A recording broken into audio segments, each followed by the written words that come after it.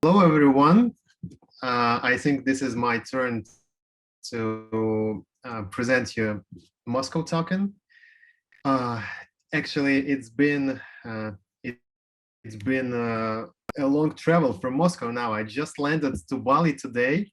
So happy to be here. It feels like my second home. I just literally arrived 3-4 hours ago and just came to Villa to take part in this unit conference. So happy to be here, and let's start. Let me share the screen, and let me talk a little bit about Moscow token and the potential of the Moscow ecosystem to be tokenized. Actually, yeah. So let's start with some interesting facts that maybe somebody doesn't know.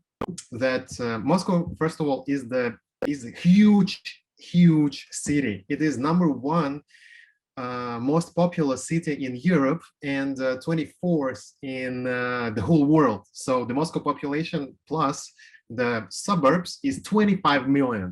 Guys, we have such a terrible traffic jams, but still still it's like huge, really like very big city. Also, we are the largest consumer market in East Europe. So last year consumer spending in Moscow reached almost 175 billion US dollars, which ranks Moscow the #3 European city and puts it on the 20th largest consumer markets in the world. We're just behind London and Paris in Europe. So like we can say that we spend some cash in Moscow. And as of today, there are more than 681,000 small and medium-sized businesses, enterprises. And what is interesting that 40% of the jobs are provided by these small businesses and enterprises. So we probably, somebody knows that, like 10 years, maybe 15, 20 years ago, Russia and Moscow was known as not a very good city for businesses. But guys, compared to Europe, we have like 6% taxes. In Paris, it's like 40, 50, like 60, I don't know. So we are very free to do whatever we want, actually. Open the wholesale and retail trade shops, which are 214,000 in Moscow. The second one is construction and real estate, because as I said, it's like 25 million people living in Moscow.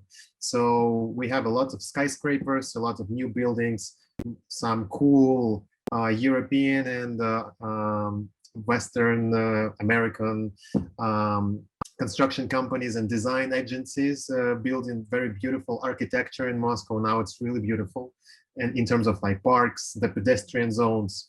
If any of you are the visitor in Moscow, be my guest. Just text me a message, and I will be happy to make an excursion for you.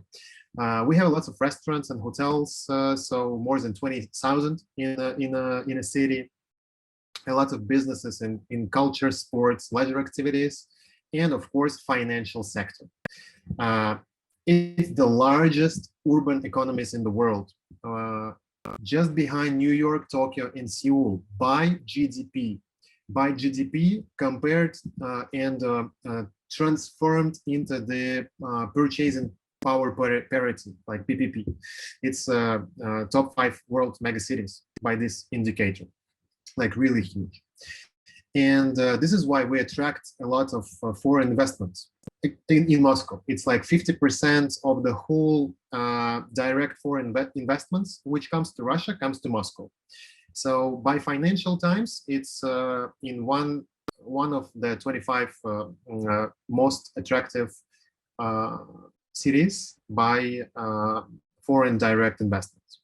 So because of this, and which is pretty logical, that 77% of all banks, financial, credit, and other financial institutions are located in Moscow, with the headquarters and the biggest offices.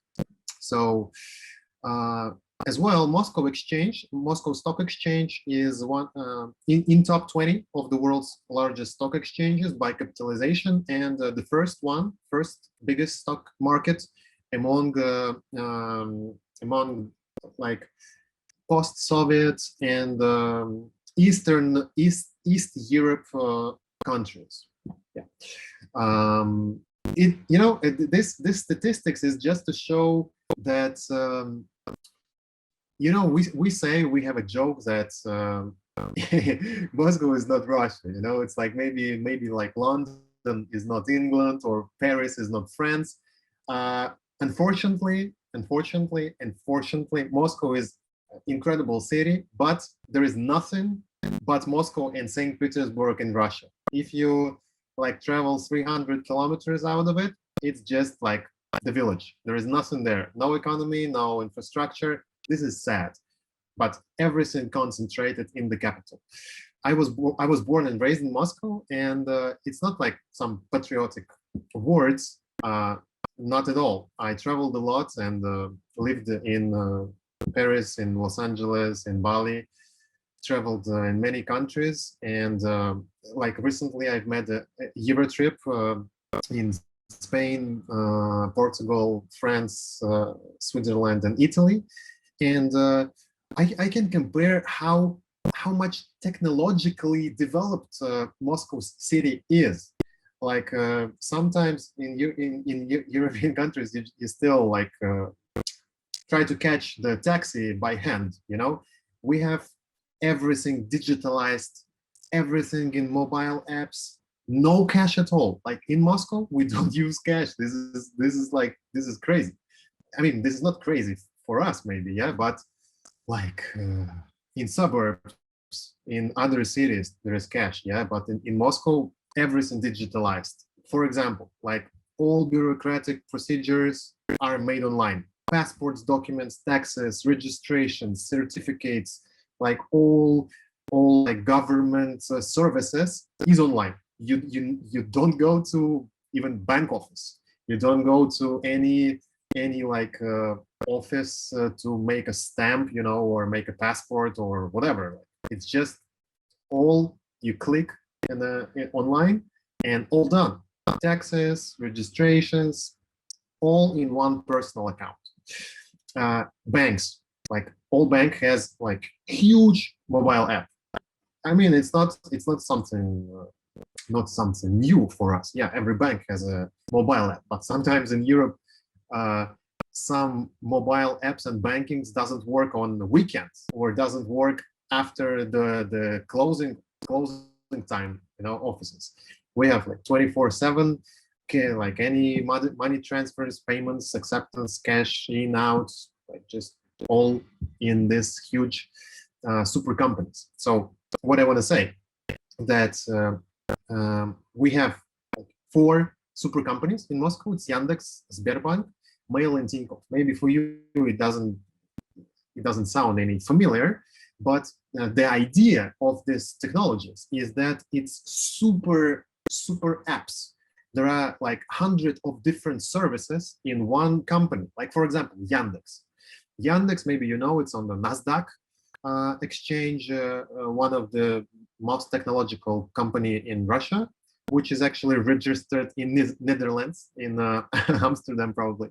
This is the largest engine, search engine, which is bigger than Google in Russia. 63% of the market belongs to Yandex. And as you can see here, it's just like everything you could use: tickets, cinemas, stuff like taxi services, car sharing, delivery, groceries, city infrastructure, public transportation, navigation, like everything inside one app. You just take a phone and whatever you want, it's like inside one application. Crazy, like really. I don't know, hundreds, thousands of businesses inside of the map. and you can I don't know, order whatever you want. It's comparable with to like this super apps in Bali, for example, in Indonesia, like this Gojek and yeah, Gojek, and there is like huge many different things you can do in Gojek and other, I forget the name.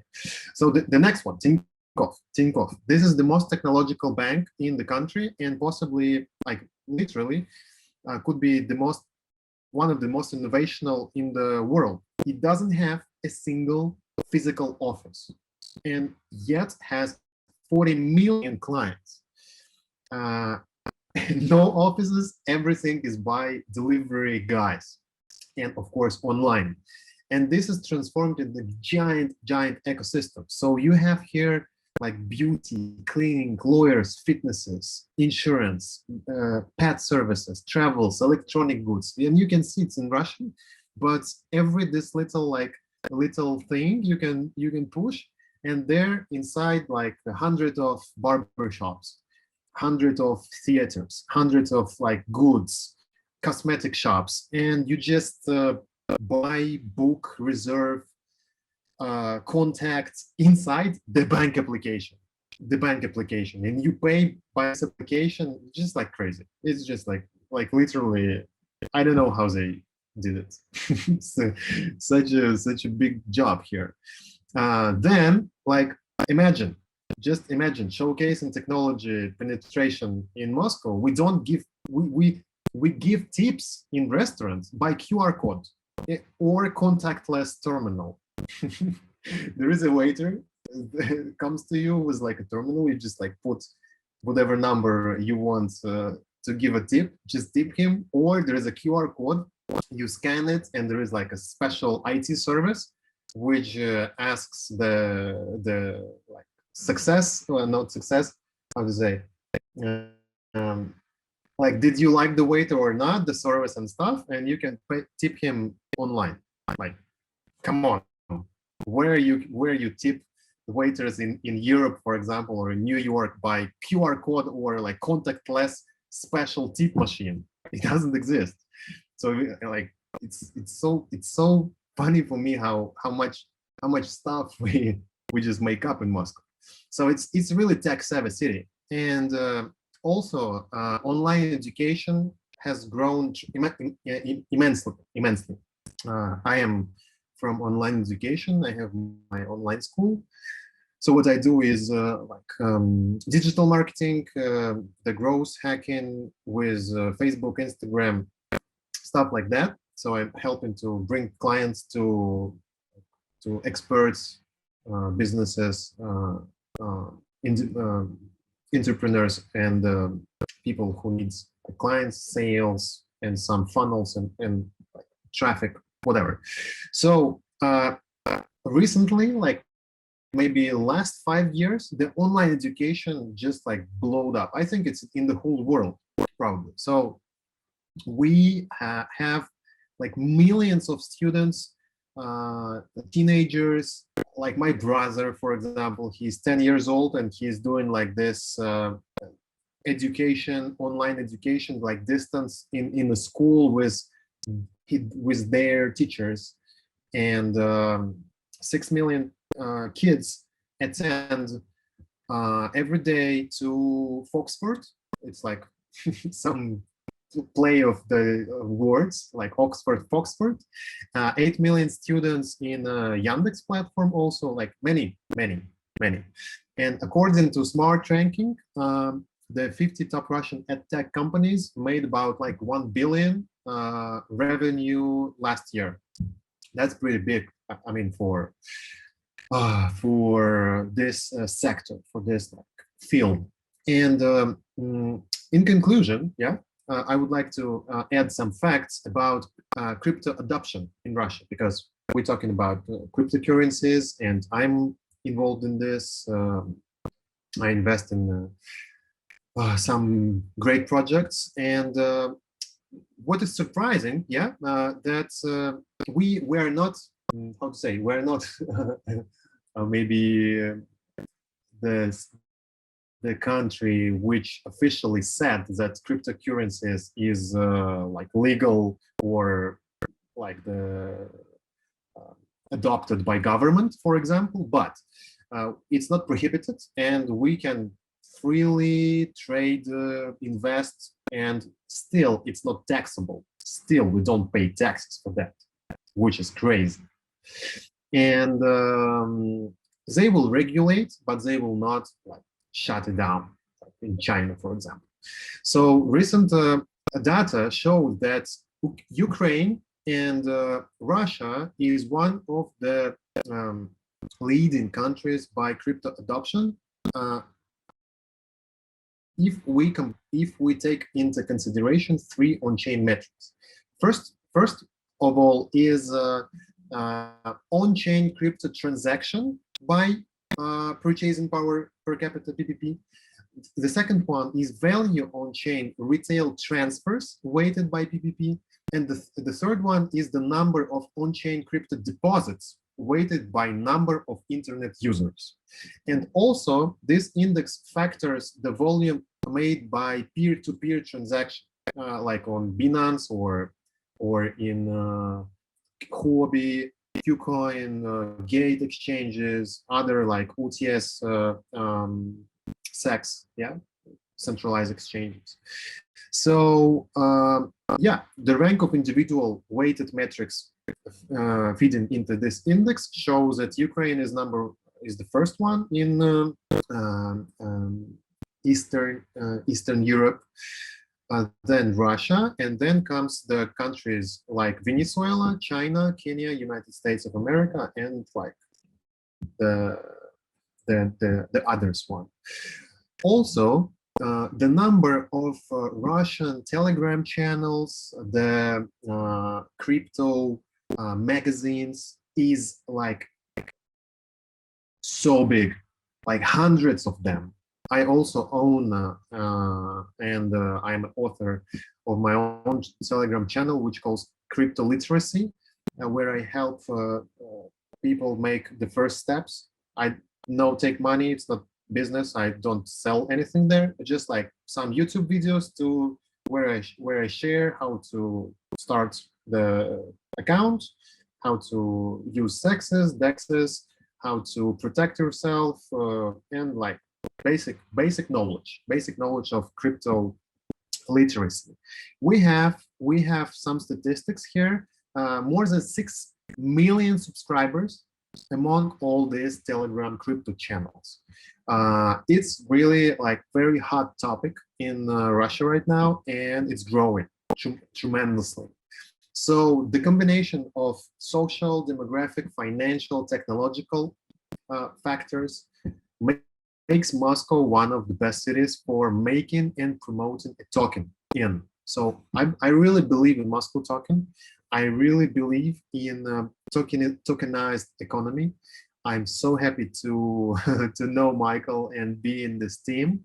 I will try to contribute all my knowledge and skills and energy I have here, because I really think that this is a future, and this is actually not the future. This is what happens now. It's like the present. It's just we're lagging a couple of years, and it will become the reality.